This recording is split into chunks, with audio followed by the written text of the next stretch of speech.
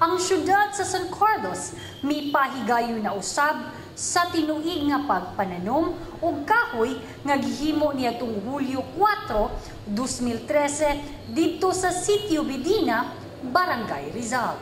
4,150 kaluyong nga mahugani ang giandam sa tag 2 metros ang gilayon sa matag punuan nga mikabat sa 2 hektaryas ang gidak-on nga natamnan. Ang matag buhatan o ahensya gihatagan og 40, 50, 60, 75 o usa ka gatos kaluyong depende sa gidaghanon sa tawo sa natungdan nga buhatan nga gigahin sumala pa ni agriculturist Julius Galan ang in charge sa gihimong tree planting ubos sa bag-ong namugna nga City Environment Management Office CONSEMO. Kining kalihukan giapilan sa mga kawani sa lokal o nasyonal nga kagamhanan, mga publiko o pribadong mga tulunghaan, pundok nga sibiko, pundok sa simbahan, mga pribadong establishments o organisasyon, mga bangko o uban pa. Ang maong kalihukan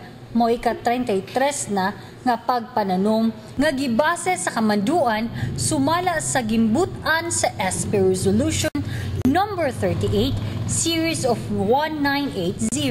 Kining tinuig nga pagtanom og kahoy gipanguluhan ni City Mayor Gingo Valmayor Jr.